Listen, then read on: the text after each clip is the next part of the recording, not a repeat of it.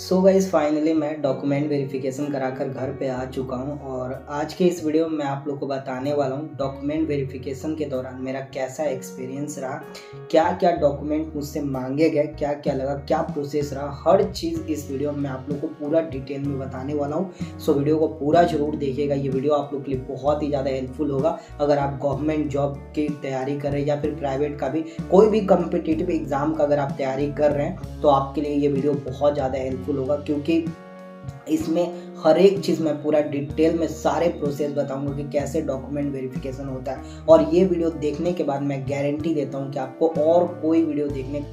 So hey guys, welcome back to another new blog. So guys, फिलहाल अभी मैं जा रहा हूँ सेंटर पे और आज मेरा डॉक्यूमेंट वेरिफिकेशन होने वाला है। सो कैसा मेरा एक्सपीरियंस रहेगा इस ब्लॉग में आपको देखने को मिलेगा।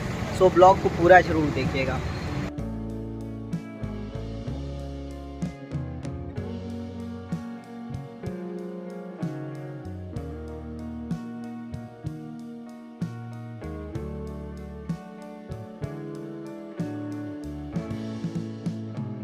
सो गाइस फाइनली सेंटर पे पहुंच चुके हैं और ये आप देख सकते हो, ये हमारा सेंटर है। इसके अंदर ही जाएंगे और डॉक्यूमेंट वेरिफिकेशन करवाएंगे, लेकिन अभी टाइम हुआ नहीं है। अभी 7 बज रहा है। मेरा डॉक्यूमेंट वेरिफिकेशन का रिपोर्टिंग टाइम है 9 बजे। तो 2 घंटे पहले ही मैं पहुंच गया हूं। तो फिलहाल तो पप्पा को फ़ोन करके बता देते हैं कि सेंटर पहुँच गए, क्योंकि पप्पा मेरे थोड़े चिंतित रहते, इस वजह से फ़ोन बार बार कर रहे थे कि सेंटर पर पहुँचे कि नहीं पहुँचे। तो सबसे पहले तो पप्पा को फ़ोन करके बता देते हैं।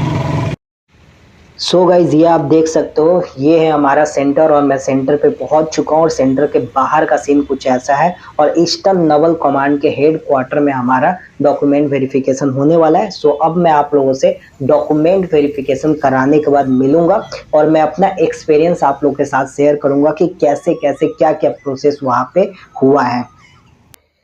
सो गाइस फाइनली मैं डॉक्यूमेंट वेरिफिकेशन कराकर घर पे आ चुका हूं और आज के इस वीडियो में मैं आप लोग को बताने वाला हूं डॉक्यूमेंट वेरिफिकेशन के दौरान मेरा कैसा एक्सपीरियंस रहा, क्या क्या डॉक्यूमेंट मुझसे मांगे गए, क्या क्या लगा, क्या प्रोसेस रहा, हर चीज़ इस वीडियो में मैं आप लोग को पूरा डिटेल में बताने वाला हूँ। सो वीडियो को पूरा जरूर देखिएगा। ये वीडियो आप लोग के लिए बहुत ही ज़्यादा हेल्पफुल होगा अगर आप गवर्नमेंट जॉब की तैयारी कर रहे हैं या फिर प्राइवेट का भी कोई भी कम्पिटिटिव एग्जाम का अगर आप तैयारी कर रहे हैं तो आपके लिए ये वीडियो बहुत ज़्यादा हेल्पफुल होगा, क्योंकि इसमें हर एक चीज़ मैं पूरा डिटेल में सारे प्रोसेस बताऊंगा कि कैसे डॉक्यूमेंट वेरिफिकेशन होता है। और ये वीडियो देखने के बाद मैं गारंटी देता हूं कि आपको और कोई वीडियो देखने, क्योंकि देखिए जब मैं भी डॉक्यूमेंट वेरिफिकेशन कराने के लिए जा रहा था तो मैं भी बहुत सारे वीडियोस देखा ताकि कोई प्रॉब्लम ना हो, लेकिन इस वीडियो में मैं आपको कुछ और एक्स्ट्रा बातें बताऊंगा जो आज तक आपको मतलब यूट्यूब पे वो बात कोई नहीं बताया होगा, क्योंकि मैंने भी बहुत सारे यूट्यूब पे वीडियोस देखे डॉक्यूमेंट वेरिफिकेशन से रिलेटेड। लेकिन आज जो मैं बातें बताने जा रहा हूँ, कुछ ऐसी बातें बताऊंगा जो आपको यूट्यूब पे अब तक किसी ने नहीं बताया है गाइस। सो बहुत ज़्यादा ये वीडियो हेल्पफुल होगा। वीडियो को पूरा जरूर देखिएगा, हर चीज़ पूरे डिटेल में बताने वाला हूँ। सो सबसे पहले मैं आपको शुरुआत से बताता हूँ। तो देखिए मैं एग्ज़ाम मतलब क्या बोलते हैं डॉक्यूमेंट वेरिफिकेशन से एक दिन पहले ही मतलब मैं अपना पहुँच गया जिस स्टेट में मेरा डॉक्यूमेंट वेरिफिकेशन होने वाला था। मेरा डॉक्यूमेंट वेरिफिकेशन विशाखापट्टनम में होने वाला था। अभी मतलब परसों ही मेरा डॉक्यूमेंट वेरिफिकेशन हुआ और आज मैं वीडियो बना रहा हूँ। सो हर एक चीज़ पूरा मतलब फ्रेश है मेरे माइंड में। जो जो चीज़ हुआ सब कुछ मैं आपको बताने वाला हूँ। सो देखिए परसों मेरा डॉक्यूमेंट वेरिफिकेशन था। मैं एक दिन पहले ही विशाखापट्टनम पहुंच गया था। विशाखापट्टनम में मेरा डॉक्यूमेंट वेरिफिकेशन होना था।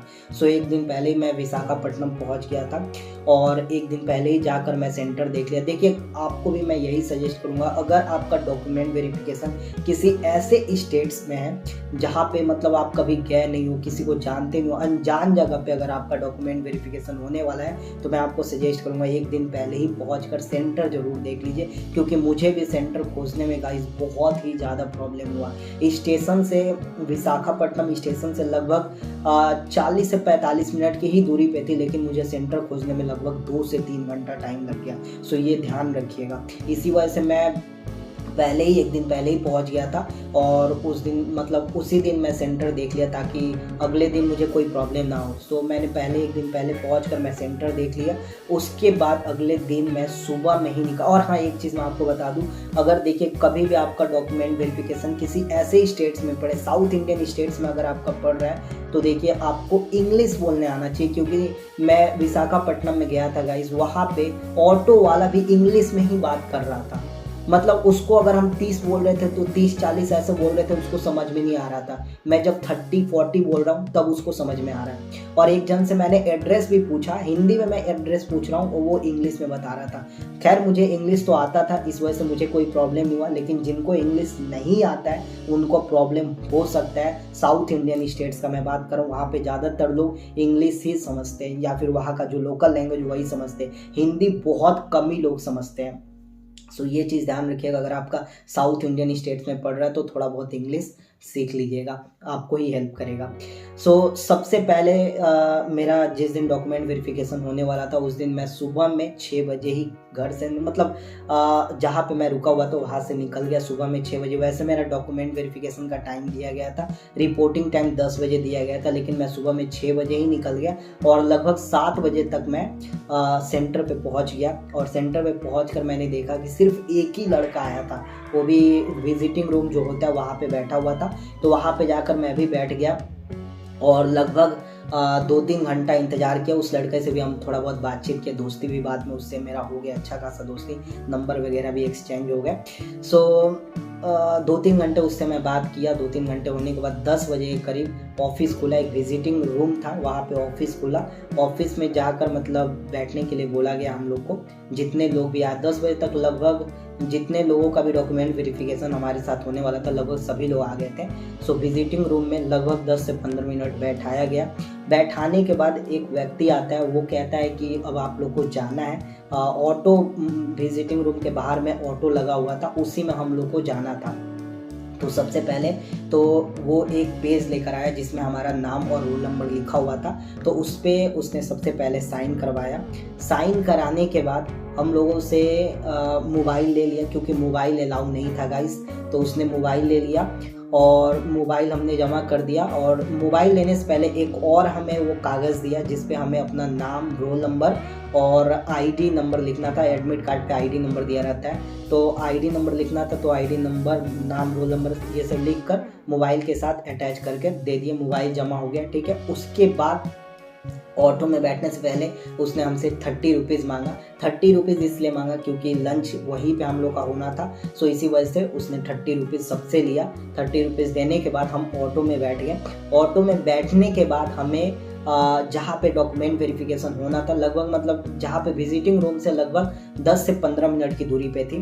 और हाँ, एक चीज़ मैं आपको बताना भूल गया, मेरा जो डॉक्यूमेंट वेरिफिकेशन था वो था eastern Naval command headquarter Visakhapatnam में।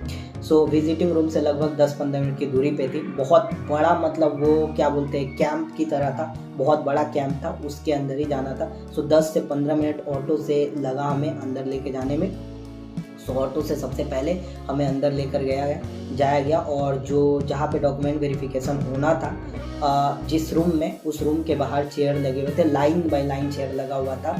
सो चेयर पे सबको रोल नंबर वाइज बैठा दिया गया। मेरा सबसे फर्स्ट नंबर पे ही था, सो मुझे सबसे फर्स्ट में बैठाया गया। लाइन बाय लाइन चेयर लगा हुआ था, सो उस तरफ बैठाया गया। 10-15 मिनट बैठाया गया। उसके बाद डॉक्यूमेंट वेरिफिकेशन कराने के लिए लगभग 6-7 लोग आए और 4 टेबल लगा हुआ था। एक टेबल, जो फर्स्ट टेबल था, वहाँ पे 2 लोग बैठे हुए थे। फिर उसके बाद बगल में, जैसे यहाँ पे मान लीजिए इस जगह पे 2 लोग बैठे हुए, फिर इस जगह पे यहाँ पे लगभग 4 लोग बैठे हुए थे, ठीक है। ये हो गया। फिर उसके बाद सबसे पहले मुझे बुलाया गया। मुझे बुलाने के बाद सबसे पहले जो स्क्रूटिनी के टाइम हमने डॉक्यूमेंट्स भेजे थे, उस डॉक्यूमेंट को खोला गया और उसी डॉक्यूमेंट को मतलब मिलाया गया। मतलब उसी से देख कर मुझसे, जैसे क्लास 10 का सर्टिफिकेट सबसे पहले मांगा गया, उस डॉक्यूमेंट से देखकर जो मैंने स्क्रूटनी के टाइम भेजा था।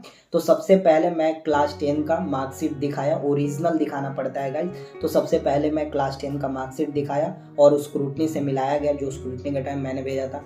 फिर उसके बाद क्लास 10 का ही मार्कशीट दिखाने के बाद मुझे सर्टिफिकेट भी दिखाना पड़ा। तो देखिए ध्यान रखिए गाइस, सिर्फ मार्कशीट से काम नहीं चलने वाला, डॉक्यूमेंट वेरिफिकेशन के दौरान आपको सर्टिफिकेट भी लेके जाना है, ये बस ध्यान में रखिएगा।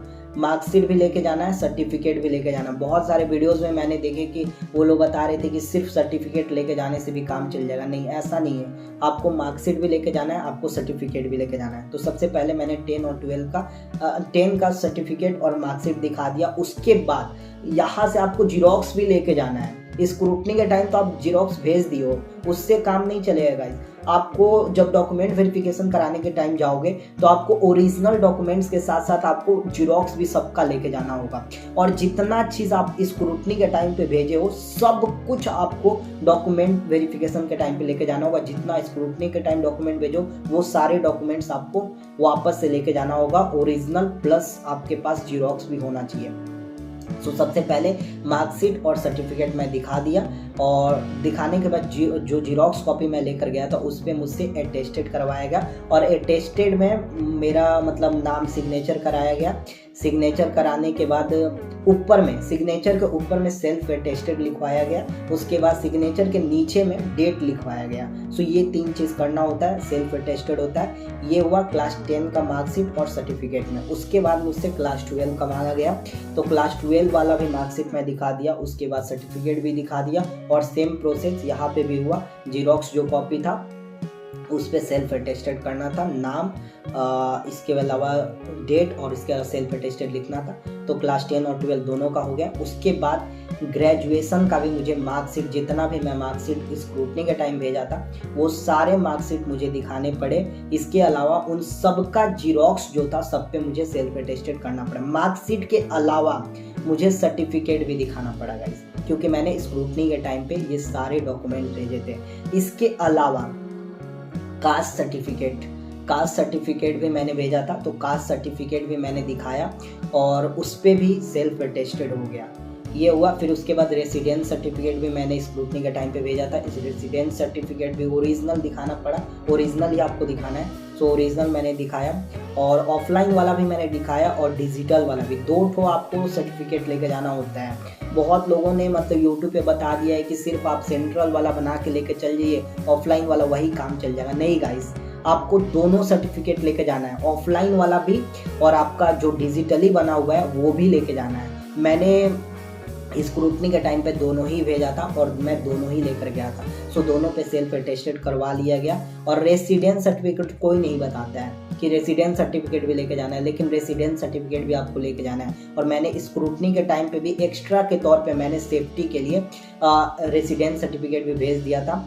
और यहाँ पे भी मैं रेसिडेंस सर्टिफिकेट लेकर गया था, यहाँ पे भी मतलब रेसिडेंस सर्टिफिकेट पे भी अटेस्टेड करवाया गया। तो फर्स्ट टेबल पे बस अटेस्टेड करवाया गया और सारे ओरिजिनल डॉक्यूमेंट्स चेक किए गए। फिर उसके बाद मुझे सेकेंड टेबल पे भेजा गया, वहाँ पे 2 लोग थे। वहाँ पे भी सारे डॉक्यूमेंट्स मिलाए गए और चेक किया गया कि अटेस्टेड है कि नहीं है। और वहाँ पे भी मतलब सब कुछ दिखाना पड़ा, जितना भी डॉक्यूमेंट्स मैं यहाँ पे अटेस्टेड किया था फर्स्ट टेबल पे, वहाँ पे भी सारा डॉक्यूमेंट्स दिखाया गया, सारा चेक हुआ। और पूछा गया कि कहाँ से क्या क्या बनाए हो, मतलब जैसे सबसे ज़्यादा तो कास्ट सर्टिफिकेट से रिलेटेड बातें पूछी गई। 10th और 12th का सारा सर्टिफिकेट और ग्रेजुएशन का मिलाया गया। उसके बाद सबसे मेन चीज़ था, सबका कास्ट सर्टिफिकेट चेक हो रहा था, वो सबसे इम्पॉर्टेंट था गाइस, कास्ट सर्टिफिकेट। सो मैं तो दोनों ही लेकर गया था, ऑफलाइन वाला भी लेकर गया था, फिर उसके अलावा मैं डिजिटल वाला भी लेकर गया था। और देखिए दोनों ही इम्पॉर्टेंट था, ऐसा नहीं कि सिर्फ आप ऑफलाइन बनाकर लेकर चलेगा और डिजिटल वाला नहीं बनाकर लेकर चलेगा तो उससे काम चल जाएगा। नहीं, आपको दोनों ही लेके जाना है, ऑफलाइन वाला भी लेके जाना है और डिजिटल वाला भी लेके जाना है। मैं दोनों ही लेकर गया था, दोनों से ही मेरा काम हो गया, मुझे ज़्यादा कोई प्रॉब्लम नहीं हुआ। तो सेकेंड टेबल पे भी यही सारा चीज़ चेक किया गया। और थर्ड टेबल पे मुझे एक फॉर्म दिया गया। टोटल मैंने पहले आपको बताया था 4 टेबल था, तो थर्ड टेबल पे मैं जब गया वहाँ पे मुझे एक फॉर्म दिया गया। फॉर्म में मुझसे मेरा नाम लिखवाया गया। एक फॉर्म था, उसमें नाम लिखना था, रोल नंबर लिखना था, जीमेल लिखना था, मोबाइल नंबर लिखना था, ये सारी चीज़ें लिखवाया गया। उसके बाद वहाँ पे भी मेरा कास्ट सर्टिफिकेट चेक किया गया, थर्ड वाले पे भी कास्ट सर्टिफिकेट चेक किया गया।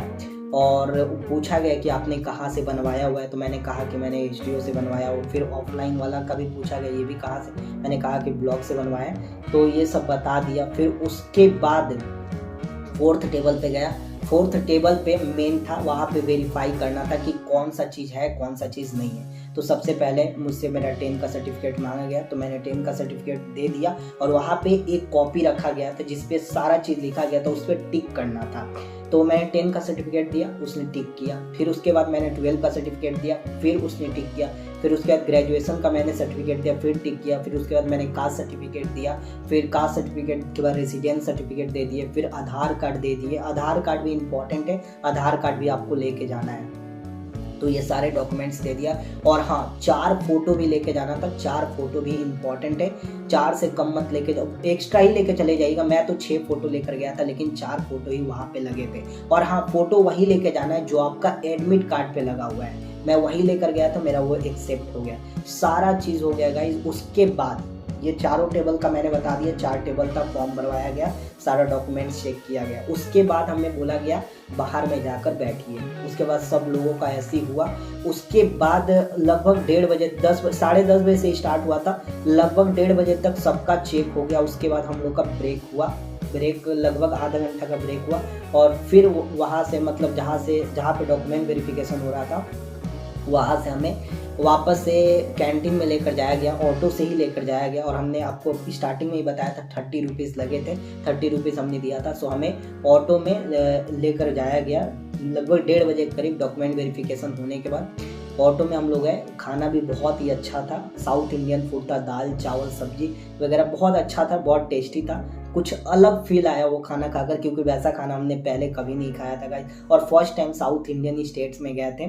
तो सबसे वहाँ पे खाना वाना खा लिए। फिर उसके बाद वापस जहाँ डॉक्यूमेंट वेरिफिकेशन होने वाला मतलब हो रहा था, वहाँ पे वापस हमें लेकर आया गया। फिर उसके बाद वापस से जो लोग डॉक्यूमेंट वेरिफिकेशन कर रहे थे, उन्होंने वापस से सबका डॉक्यूमेंट चेक किया। और जिनका भी मतलब जैसे मान लीजिए कहीं सिग्नेचर 2-3 जगह, हाँ और एक चीज़ मैं आपको बताना भूल गया, 2-3 जगह सिग्नेचर भी करना था और सेल्फ अटेस्टेड भी करना था। तो जिनका कहीं सिग्नेचर छूट गया उनका सिग्नेचर करवाया गया, जिनका कहीं सेल्फ अटेस्टेड छूट गया था उनका सेल्फ अटेस्टेड कराया गया। और इसके अलावा लास्ट में मुझे एक बार और बुलाया गया, क्योंकि देखिए मेरे साथ लगभग 15 से 16 लोग थे, जिनमें से किसी के पास भी डिजिटल सर्टिफिकेट नहीं था, कास्ट सर्टिफिकेट सिर्फ मेरे पास था गाइस। मैंने डिजिटल भी मैं लेकर गया था, क्योंकि मैं पहले ही बनवा लिया था डिजिटल भी, और मेरे पास ऑफलाइन वाला भी था, जो सेंट्रल का सर्टिफिकेट जो फॉर्मेट एसएससी का होता है वो भी था। लेकिन सब लोग मतलब सेंट्रल वाला तो बना लिए थे, क्योंकि ये नोटिफिकेशन में जो फॉर्मेट दिया हुआ था उस फॉर्मेट में सब लोग बनवा लिए तो ऑफलाइन। लेकिन कोई भी ऑनलाइन नहीं बनवाया था गाइस, डिजिटली नहीं बनवाया था। लेकिन मैं डिजिटली भी बनवाया था और ऑफलाइन भी मैंने बनवा लिया था सेफ्टी पर्पस के लिए, क्योंकि मेरा देखिए फर्स्ट टाइम डॉक्यूमेंट वेरिफिकेशन हो रहा है, इसी वजह से मैं कोई रिस्क नहीं लेना चाहता था, इसी वजह से मैंने दोनों बनवा लिया था। लेकिन मेरे साथ लगभग 15 से 16 लोग थे, कोई भी मतलब डिजिटली नहीं बनवाया था, सब लोग ऑफलाइन ही बनवा कर लेकर गए थे। जो नोटिफिकेशन फॉर्मेट दिया गया था वो वही फॉर्मेट में लेकर गए थे, लेकिन कोई डिजिटल नहीं लेकर गया। तो लास्ट में मुझे एक बार और बुलाया गया, क्योंकि मैं डिजिटल भी लेकर गया था, और जो कास्ट सर्टिफिकेट था उसे फिर से खोला गया, फिर से मुझसे मतलब ओरिजिनल वाला मांगा गया, मैंने दिया। और मुझसे पूछा गया कहाँ से आपने बनवाया है, तो मैंने कह दिया कि एचडीओ से बनवाया गया। और वहीं पे मुझसे फुल फॉर्म भी पूछ लिया गया कि एचडीओ का फुल फॉर्म क्या होता है। सो गाइज आप लोग भी सतर्क रहिएगा, मुझे तो याद था, सब डिविजनल ऑफिसर मैंने वहीं पे बता दिया। फिर उसके बाद जो मेरा सर्टिफिकेट था उसको फिर से चेक किया गया, वेरीफाई किया गया। मैंने कह दिया कि सर आप अभी गूगल से डाउनलोड करके भी देख सकते हो, मैंने बिहार से बनवाया हुआ है, आरटीपीएस से आप डाउनलोड करके भी देख सकते हो। तो उन्हें कहा ठीक है कोई दिक्कत नहीं है, सब आपका ठीक है। फिर उसके बाद और हाँ, जब आप कास्ट सर्टिफिकेट ऑनलाइन बनवा रहे हैं तो ध्यान रखिए कास्ट सर्टिफिकेट पे क्यूआर भी होना चाहिए। मेरे कास्ट सर्टिफिकेट पे क्यूआर था, तो मुझे कोई प्रॉब्लम नहीं हो, क्योंकि वहाँ पे क्यूआर से वो लोग अपने जो मतलब मोबाइल था उनके पास उससे वेरीफाई भी किए, उसके बाद टिक मार्क किए हैं गाइस, वेरीफाई करने के बाद। सो ये आपको ध्यान में रखना, ऑफलाइन से कास्ट सर्टिफिकेट भी लेके जाना है, और आपको ऑनलाइन कास्ट सर्टिफिकेट भी डिजिटल वाला, और डिजिटल पे आपका जिससे आप बनवाए उसका सिग्नेचर भी होना चाहिए, और साथ ही साथ क्यूआर भी होना चाहिए, क्योंकि वो लोग स्कैन करके चेक करते हैं। सो एक दोबारा जब मुझे बुलाया गया तो वो लोग स्कैन करके चेक किए, मुझसे पूछे, उसके बाद उन्होंने हामी भरा एक्सेप्ट किया गाइस। 2 बार ऐसा हुआ। ठीक है। बाकी मेरे साथ जितने लोग थे किसी के पास भी नहीं था गाइस, पता नहीं उनका क्या होगा मुझे नहीं पता, लेकिन मेरा तो एक्सेप्ट कर दिया गया और पूरा वेरीफाई करने के बाद किया गया। सो गाइस कुछ ऐसा रहा हमारा एक्सपीरियंस। उसके बाद लगभग 4 बजे तक ये प्रोसेस चला, उसके बाद हमें छोड़ दिया गया ऑटो से ही, गेट के बाहर तक हमें छोड़ा गया, उसके बाद मैं घर आ गया। सो कुछ ऐसा मेरा एक्सपीरियंस रहा और सब कुछ मैंने बता दिया, और इस कॉपी में भी मैंने सारे पॉइंट्स लिखे थे गाइस, ताकि कोई पॉइंट मिस ना हो जाए, और सारे पॉइंट्स मैंने आपको बता दिए। फिर भी एक बार मैं चेक कर लेता हूँ कि कोई पॉइंट मिस तो नहीं है। नहीं गाइस, सारे पॉइंट्स मैंने आपको बता दिए हैं, जितने पॉइंट्स भी इस कॉपी में लिखा हुआ है। और जो जो देखे मुझे तो पूरा मतलब क्या बोले, इधर उधर से इंफॉर्मेशन कलेक्ट करने का जरूरत नहीं, क्योंकि मेरा कल ही हुआ है, मेरे माइंड में हर एक बात तक क्या क्या हुआ है। सो सब कुछ मैंने आपको बता दिया। आई होप आपके लिए ये वीडियो हेल्पफुल रहा होगा। ऐसा वीडियो आपको कहीं देखने को नहीं मिला होगा, क्योंकि मैं भी डॉक्यूमेंट वेरिफिकेशन कराने से पहले बहुत सारा वीडियो देखा था, लेकिन मुझे ऐसा वीडियो नहीं देखने को मिला था जिसमें इतना डिटेल में सब कुछ बताया गया हो। सो आई होप आपको ये वीडियो अच्छा लगा है। अगर अच्छा लगा है तो वीडियो को लाइक करके चैनल को सब्सक्राइब जरूर कर दीजिएगा। मिलते हैं अगले वीडियो में, तब तक के लिए जय हिंद, वंदे मातरम।